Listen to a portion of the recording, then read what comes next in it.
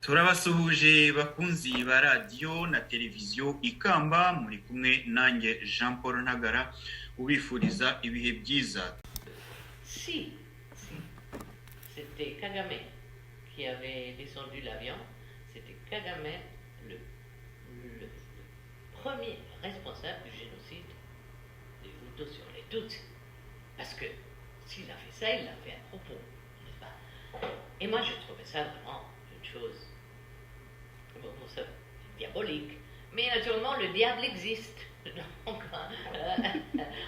mujya mwumva ibiganiro by'aba bantu bavuga ko baburanira ibuka n'ibiki byose bakavuga uruhare rwose bakavuga ibintu bakiruka inyuma y'abantu bakagira gute, ariko wajya gutegereza uruhare rwa FPR, wajya gutegereza uruhare rw'abasirikare bagombaga guhanwa ba FPR, wajya kwibuka ko wajya kumva gutekereza ese FPR yagize uruhare mu iyicwa ry'abantu, ariko urumva ko uyu procureur uyu mudamu Del Ponte aravuga ati jewe niba Kagame yarahamye iriya ndege niwe promoteri wa jenoside. Sinzi impamvu aba bantu bari hanga. Ibi rero nibyo biguha buriya mu kiganiro kirakomeza akavuga ukuntu bamukuyeho rwose kontra ye batanga kwironuvera bakayiha undi muntu ko muri Amerika bamuhamagaye, bamara kumuhamagara bakamubwira yuko agomba kureka ibyarimo. Ibintu byinshi cyane yavuze muri kiriya kiganiro, muri buriya buhamya iriya témoignage yatanze akayishyikiriza abantu abo bari kumwe hariya. Noneho ikibazo cy'indege yakivuzeho, nabwo avuga ko yakoze aketa agakora uko ashoboye kose, ariko kugeza ubwo Kagame amuhamagaye mu biro, ubundi yamwakiraga neza akamuhamagara muri sare, ubundi akamutuka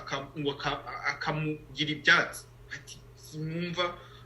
ukumeze ninde ubundi wakubwiye kutwaketaho, genda ujye kwaketa Abafaransa, nibo bakoze ibingibi, nibo bashyigikiye interahamwe. none uyu munsi Abafaransa nibo nshuti nibo bavandimwe be, nibo babanye. Mujye mwumva ukuntu ibintu bya zirankutanyi bicuramanza. Rero ni ikibazo gikomeye cyane tugomba kwitaho. Ndizera ko Marie Jeanne bura yafashe twa note nawe hari icyo ari buvugaho. Reka ikireho iminota ibiri ya Rick Marshall nawe agira icyo avuga. Il a déjà infiltré, à ma connaissance, 3 bataillons supplémentaires à Kigali. Je dis à ma connaissance car il s'agit d'une constatation personnelle. Ceci n'exclut nullement, comme d'aucuns l'affirment, que le FPR disposait de nettement plus de combattants à Kigali.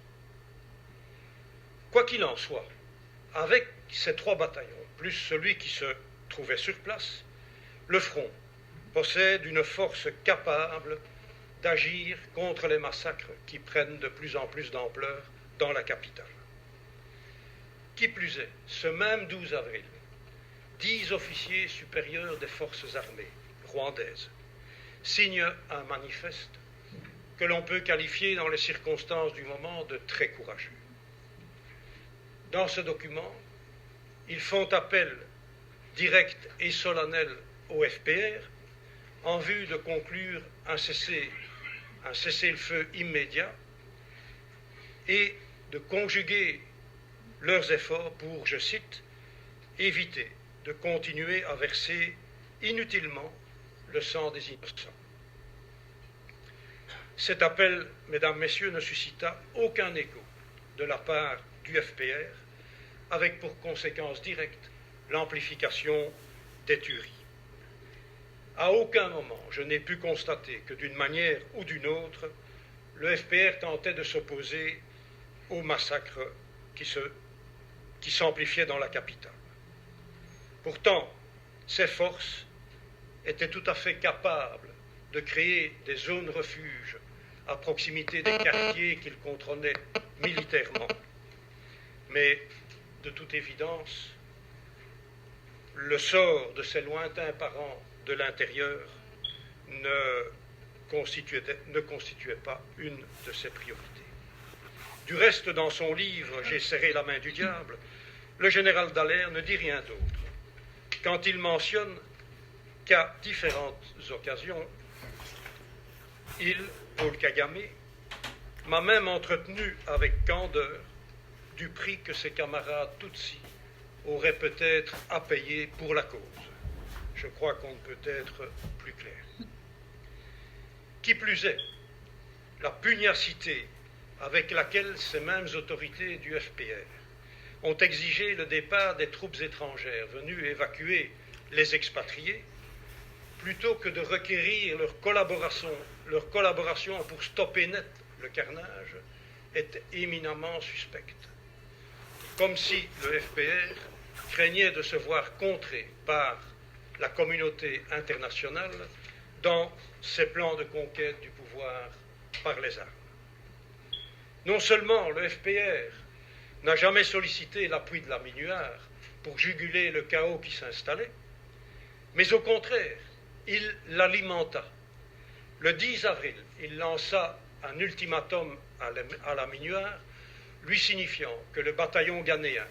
qui était déployé au nord dans la zone démilitarisée, que si le bataillon n'avait pas quitté ses positions dans les 24 heures, il serait pris sous ses tirs d'artillerie. Dieu sait si un cessez-le-feu aurait permis de mettre un terme aux martyrs de la population. Je ne peux que témoigner que toutes les demandes de cessez-le-feu exprimées soit par la Minuar, soit par les autorités gouvernementales, essuyèrent une fin de non-recevoir ou restèrent sans réponse de la part du FPR. Le général Nsabimana ne s'était pas trompé. Le FPR menait sa guerre conformément à ses seuls objectifs et sans se soucier le moins du monde du sort des populations locales ou éventuellement de l'opinion de la communauté internationale. Je pense que la relation des événements qui précèdent est suffisamment explicite pour réaliser que non seulement Paul Kagame n'a pas mis un terme au génocide comme il le prétend, mais bien au contraire, il s'en est servi pour mener à terme sa stratégie de rupture et concrétiser ainsi le credo qui était le sien, à savoir la conquête du pouvoir absolu par les armes. En effet, seule cette stratégie lui permettait de faire l'impasse sur les élections libres qui devaient clôturer le processus de paix. Élections libres dont il ne voulait en aucun cas. En effet, il avait parfaitement réalisé, comme pas mal d'entre nous sur place, vu l'évolution du paysage politique interne du Rwanda, que ces élections déboucheraient immanquablement sur un vote à caractère ethnique, ce qui ne lui permettrait pas d'atteindre légalement son objectif. ndahera kuri Marie-Jeanne udushyiremo mu ncamake ibyo Deliponte yavuze. Hari ibyo Colonel Eric Marshal amaze kuvuga asobanura uko FPR itari irangamijwe imbere no kutabara abanyarwanda, ndetse ko FPR ariyo yabuzaga abanyamahanga gutabara, ndetse banayisaba bati nimureke duhagarike intambara tubanze turwane kuba arimo kwicwa, FPR ikabihakana ahubwo igakomeza intambara. Ibyo ntabwo ari uko mutabizi, si nuko tutahora tubivuga, yewe si nuko bakarasira batabivuze bukeya na bayidamange n'abandi bose, kwari ukugira ngo gusa twereke bari abantu ngo bita ngo ni ba Maître Menge, ngo ni ba Mpende Dogiteri, ngo ni bande bose. Ibiganiro by'abapfobya naha byagombye kubanza guturuka, kubanza kuganira iyo jenoside byagenze gute, ese yagombaga ko, ese byashoboraga ko yahagarikwa, ese abataratabaye abandi ni bande, ubwo barenganya umuturage wari urimo kwirukanka ngo kuki abavandimwe bawe bishwe, ureba FPR yari ifite intwaro kuriya umusirikare Eric Mashara avuze ati yashoboraga no gucreya corridor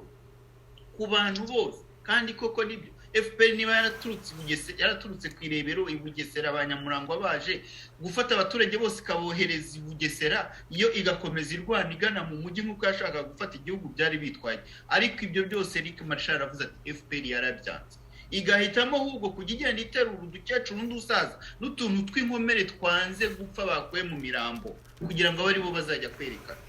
wa wundi umwe wa nyuma wasigaye kugira ngo aribo bazavuga bati ntimureba ko twatabaye abatutsi ariko la majorite bari bamaze gupfa.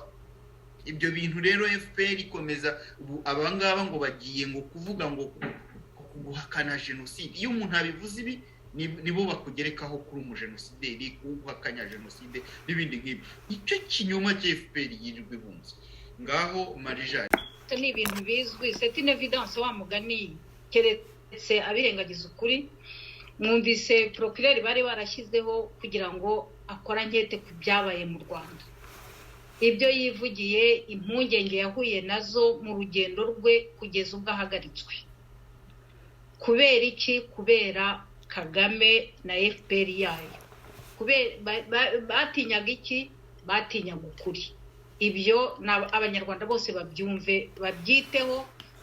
Abana cyane babeshywa nge nibo numva tugomba kubwira kuko twebwe abakuru ukuri turakuzi. Urumva? Abana bato ibi babikurikire babigire dokima ya recherche yo kumenya amateka nyayo y'ibyabaye mu Rwanda, bareke kuboza ubwonko. Uwo ni procureur wahagaritswe kubera ko yashakaga kumenya ukuri. Hari aho yavuze ngo ukuri ntitubigeze bakumenya, ngo bashakishije, ngo baje kubona ko hari akurikije kiriya gitabo cya Dareri yanditse ngo naramukije shitani, niko nabisobanura, uje serera medi diable, ngo meso diable n'a pas été on le connaît pas encore, on l'a pas encore trouvé. Iyo diable ngo mais il existe, iyo diable iriho, barayishakishije bagira ngo bayigereho, diable irabahagarika. Aho Kagame yamwakiriye akamusuzugura akamutuka, bambabarire ndabivuga gutyo kuko niko bimeze. Nukuri tugomba kukuvuga kuko ntabwo abanyarwanda bazakomeza kuba mu kinyoma. Ageze ubwo ahamagarwa memi Washington, bahita bahagarika kontra ye. Ntabwo mbiciyemo ku mayange byose, ariko mu by'ukuri niko byaje kugenda. None rero uyu Rick Marshall nawe agerageje kutwereka uko indege imaze guhanuka, uko ibintu byagenze, uko abasirikare bakuru babonye ikibazo gikomeye, abanyarwanda bari kwicwa, abaturage bari kwicwa, bagira impuhwe, baravuga bati kameme ibi bintu bigomba guhagarara, abaturage ntabwo bagomba, inzirakarengane zigomba gupfa, kandi bashingiye no kuri masezerano, ku masezerano yarusha yaratangiye muri 92 jokwa niba ntibeshye, ubwo abanyarwanda bose bari buze kunyunganira. 92 amasezerano yo gusangira ubutegetsi, kuko inkotanyi zavuga ko zahejwe kugira ngo zibashe kuza mu gihugu, kandi zo ntizashaka kuza ziba abaturage nk'abandi, nabo bashaka kuza ngo binjire mu buyobozi bw'igihugu. Ibyo bintu byari byaratangiye. Noneho bahitamo inzira y'ibusamo, ari biriya Karera del Ponte yashakaga gukora hanyete kugira ngo barebe imbarutso y'amahano yatugwiriye, ariko ba nyirabayazana barayahagarika. Ari itariki ya 6 z'ukwa 4 bahanura indege ya perezida wari waratangiye ayo masezerano yarusha, kugira ngo bamwe bavuga ngo bahejwe mu gihugu, bahejwe ku byiza by'igihugu, baze bubakane n'abandi igihugu, baze bagere no mu butegetsi. Ariko kubera ko Rick Marshall yabivuze ko Kagame yashakaga gufata ubutegetsi bwose ntawe babusangiye, Habyarimana yari obstacle kuri bo, kubera ko Habyarimana yari ahagarariye abanyarwanda, yari representant w'abanyarwanda. Nkomereje rero ingabo z'igihugu zimaze kubona ako kavuyo na desordre n'ubwicanyi bwuzuye igihugu, bagerageza kuvuga bati ba abantu bagiranaga amasezerano, reka tubiyambaze, dufatanye, turebe uko ubu bwicanyi. Urumva byari ku itariki 10 jokwa z'ukwa 4, antuka byari mu minsi ya mbere indege igihanuka. Turebe ko twagerageza tugahagarika ibi bintu, noneho ya processes y'amasezerano akagerageza gushyirwa mu bikorwa, ko byavugaga ko hazabaho imyaka 2 y'inzibacyuho, hanyuma hakazabaho amatora. ariko babandi bamaze kwiyentegra mu gihugu, bamaze kumenyera igihugu, bamaze kugira gute, noneho bamaze kumenyerana n'abaturage, bakajya mu matora ubutegetsi bugasangirwa. Byumvikana ko FPR ibyo bintu ntiyabikozwaga, y'amanyanga yayo kwa kundi ibyabo byose ari umwijima, ibijya kumugaragaro n'amagambo meza, ariko mu bikorwa bizera. Ubwo birakomeje, za Minwari nabo baragerageje, wumvise ko birukanya abaganeye bari mu gice cya ruguru, bababwira ko bagomba guhaguruka mu masaha 24, niba bidakunze barabiyicira. Iyo ni FPR. Ibintu byose bisha amatwi. Kubera iki? Arabivuze ko bashakaga ibitambo by'abatutsi, dukunda no guhora tubivuga, kuko abo batutsi nibo bashakaga kwereka ya mahanga ngo berekane ko bashize, ari naho barwana n'iyi nyito ya genocide ngo yakorewe abatutsi. Kandi mu by'ukuri ukuri kurazwi, abanyarwanda twari mu gihugu, ni natwe twabaye victime, nitwe tuzi n'ukuri. Ariko reba abo bavantara nibo bari kuyicuruza, bari kwiga igenda bazunguruka isi. Ikibabaje nuko abo bazungu bari gukoresha, babonye ko niriye kipe watweretse bwa mbere ari abazungu buzuyemo, bagomba kujya kuvuga ibya genocide, ibyo babatamitse. Kandi mu by'ukuri twebwe beneyo bazi tuzi byatubayeho, tudashobora kuhakandagira ngo tuvugishe ukuri, bariho batwimira. Bavandimwe rero, yenda reka mpenera aha, Munyankindi aranyunganira nawe, yatubwiye ko iyi dosiye yizi neza, ariko nge ndavuga nk'umunyarwanda wari mu gihugu utekereza, wabonye ibintu uko byagenze kugeza uyu munsi, ntashidikanya ko ibi byose byatubayeho ni porogaramu ya FPR Inkotanyi yateguye, ariko ikifashisha bamwe yabeshye, yari ikeneyeho amaboko nkuko n'uyu munsi bikora, ihora ishaka amaboko y'abantu baheka ngo baberekane uko batari. Ariko mu by'ukuri bariyiza, ububi bwabo barabuzi, n'ubutindi bwabo n'ubugome barabuzi. Niyo mpamvu ubona abanyarwanda bazi ukuri babigizayo, bagakoresha abo bagomba kugurira, bakabatamika imvugo ibagira abamarayika. Kandi mu by'ukuri ni shitani. Karera del Ponte yabivuze, Luc Marshall yabivuze, iyo diable n'uyu munsi niyo turi kurwana nayo. Abanyarwanda rero tugomba guhaguruka tukayitsinda, ikava mu gihugu, igihugu kikicarwamo n'abantu bazima bakunda igihugu kandi bashaka u Rwanda rw'abanyarwanda, badashaka u Rwanda rwirirwa rumena amaraso amanywa n'ijoro. Genocide ni ya FPR, niyo yayiteguye, iyishyira mu bikorwa. Ibyo birirwa baza gukangisha abantu n'iterabwoba, ngo numvise nkajya ngo Gisagara ngo mu Faransa amategeko hano, namubwira iki natangira aza nkorere dosiye, ndahari ukuri ndakuzi, nashaka zatange miliyoni, nashaka zagurisha igihugu, nzahagara ku kuri, nzakuvuga kuko nakubonye. Ntabwo nzatera ubwoba n'amategeko y'ibinyoma yo kuza gucecekesha abantu bazi ukuri, kugira ngo bimike shitani ikomeze ikandamiza abanyarwanda. Murakoze, reka mpamagarare aha turakomeza, ariko iyi ni suje abanyarwanda bagomba kwitaho. Ngewe mpamagara cyane cyane abana batoya babeshywa, batamika uburozi, bamenya amateka y'igihugu cyabo. Twese tuzahagurukire rimwe, tubarebe mu maso bariya abantu ko atari abanyarwanda n'abavantara, igihugu gisubire kuba igihugu cyo kuba indiri y'abicanyi. Numvise harya ngo numvise banamwita ngo Kagame, ngo donc ibi bintu byose nibimara kugaragara ko ari bo FPR yateguye ibintu byose, donc niwe promoteur w'ibintu byabaye, n'umukrimineri, n'umuteroriste, kubera ibikorwa bimaze kugaragarira abantu. Nubwo nkete bagiye bazizinzika, ariko barabeshya kuri ntabwo kuzahera. Murakoze. Urakoze cyane Marie Jeanne. Barabeshya kuri ntabwo kuzahera. Kandi aba bagabo bavuze ibintu. Ndimo ntegura iki kiganiro, buriya iyo ntegura ikiganiro ndabanza nkagenda numva, sinashyiraho ikintu ntabanje kucyumva, kuriya ncamo iminota, nkafata umunota uyu n'uyu, ikiganiro cyose sinagikina, ariko hari message mba shaka mu kiganiro. nibwo nagiye ntekereza urabona jenoside iba mu Rwanda hari ukuntu umuntu buriya hari abantu bapfa na filime hari abantu bapfa filime igitangira ariko ngewe narayikinye ndayirangiza irarangira tariki ya 7 paka kugenda kuva kwa 6 indege ya Habyarimana kugenda kugeza mu kwa 7 ntari mu nzu ndi hanze ni ukuvuga ngo ibintu byose byabaye byose byinshi narabireba narabibona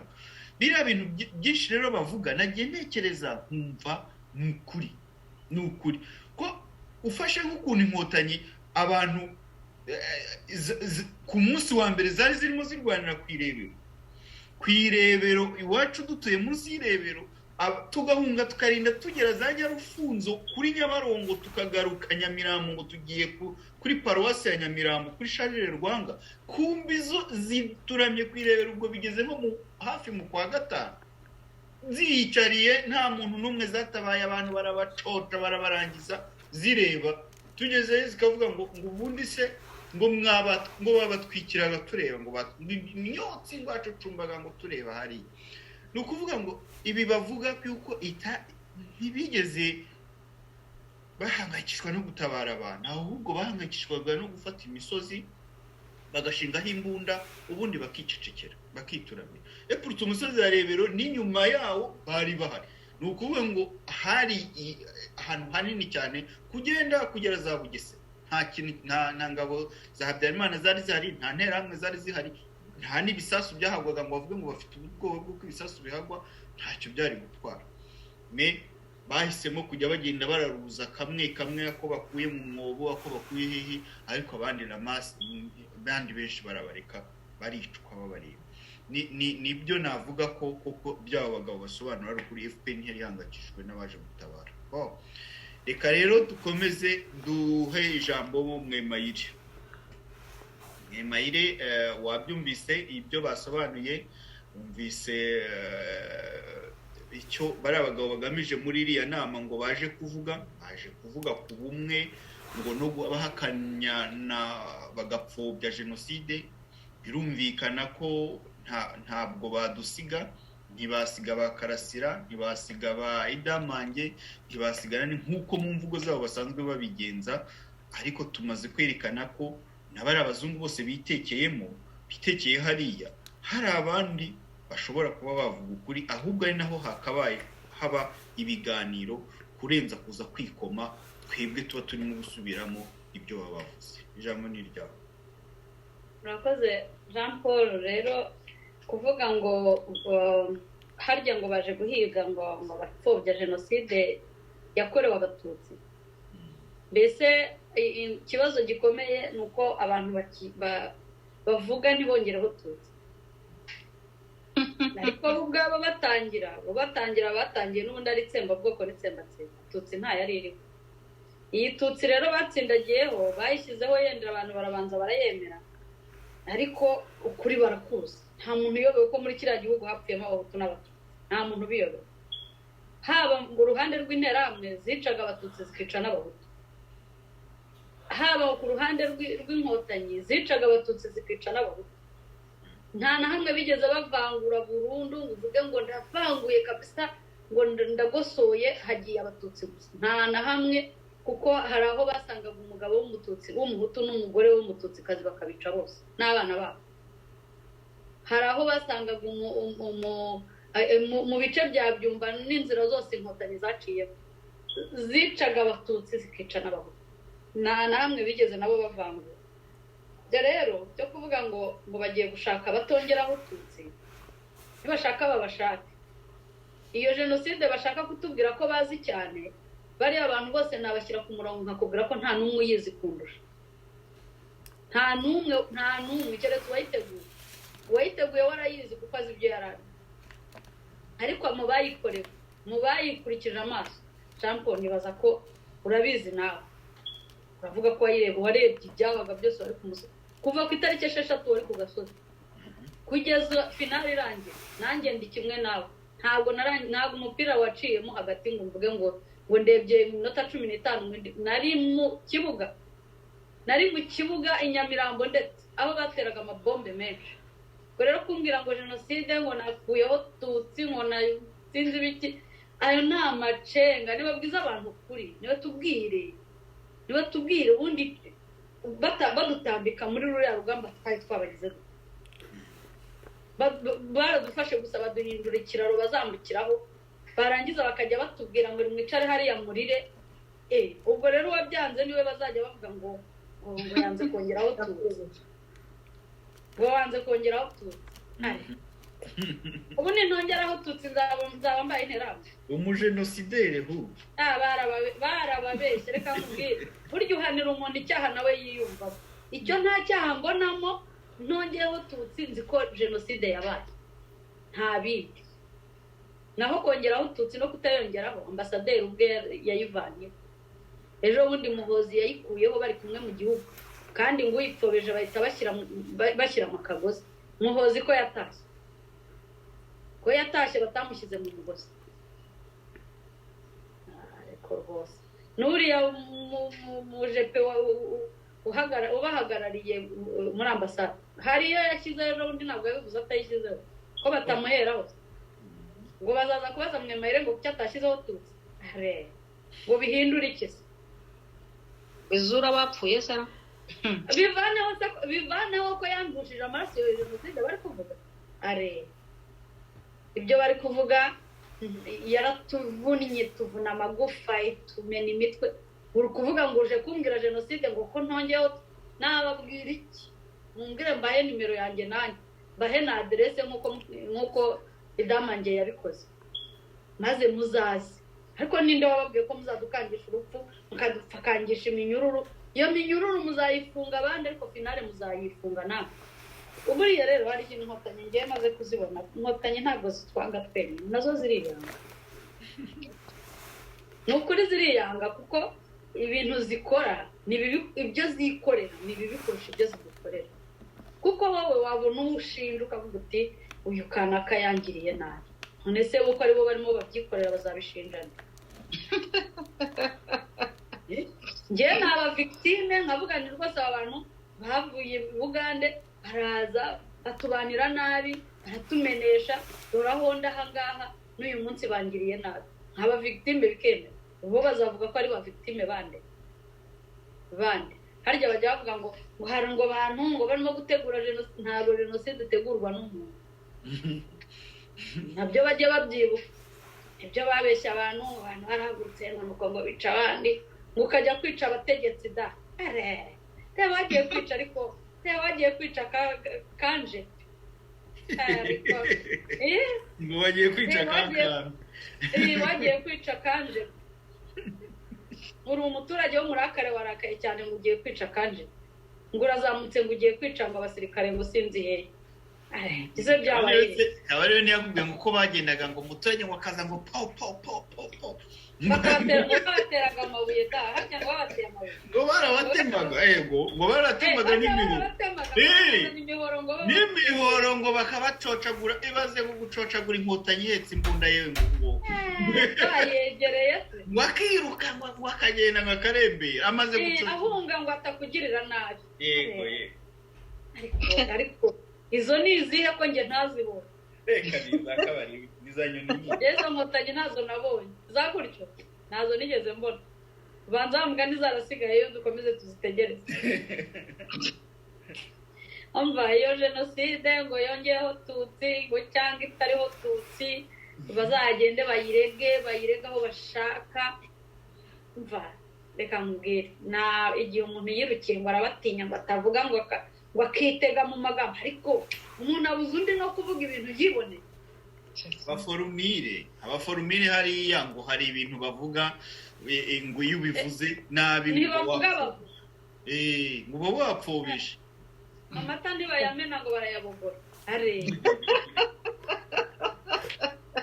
umwami ntapfa aratanga uvuga ngo utabivuga utyo ukaba wishimye waciye nk'amabere ukaba ugiye muri kasho nyine umva ni akazi kabo dore ikintu mbere babanje bari bazi ko iyo mupfuye ikibanza cyawe ukabacika batakwishe kugira ngo utazagaruka kukibabaza bahita bandikira interpol bati mudushakire umuntu Interpol yageze aho irabihaga yarababwira iti abibye ihene ntabwo tuzabashakisha Interpol ntibishoboka mureke ibi ngibi Interpol yanga kongera gufata amadosiye yabo uyu munsi rero nibwo bavuga ngo mujye guhiga abantu iyo bagiye izina n'izindi propaganda bagiye nibagerageze icyo nzi isi yarabamenye nta muntu uzongera kwijandika mu bintu muri ibintu barimo byacimishijwe nuko hari abazungu bajya gushyigikira akajagari uburiya bugome bwabo hakaba n'abandi bicaye ku maguru abiri bazi ukuri babahakanye noneho reka tuzarebe uko aka gakino ariko kazarangira ubundi reka tuzabirebe nta soni njyewe nihagira unkora ibitekerezo byanjye akampora ko mvuga jenoside uko nayibonye we akaba afite uko ashaka uko nyivuga kuko ariko yo yipanze namubwira iki ikibazo bafite ni uko mu mahanga badashobora kuza ngo babwazane vigo parike bakwibe nk'uko biba abantu mu Rwanda hano bizajya bibagora mugomba kubanza kujya gusobanura ibitekerezo byanyu ibyo bintu mwapfundikanyije mugomba kugira abantu mujya kubibwira bakanza bakareba ko ibyo muvuga ari ukuri nta vigo muzaparika hano ngo muntware ntabwo bishoboka vigo zikora iwanyu arakoze numva ari byo nababwira naho jenoside nabonye nge nzavuga iyo nabonye nabo bajye bavuga iyo bakoze urakoze buriya mwemeye urakoze ikintu kiba kigenza bari abagabo navuga ko ari nk'utujajwa tw'abantu b'abagabo sinavuga ko ari abantu barunzemo bari abazungu ngo bagire ngo nibwo baduka ngo bagire ngo ni ibintu biri serious kare iriya mitwe n'imitwe bwoko bari abazungu se kuki hicaye abandi nabo barimo kuvuga batereka ariko ntabwo ari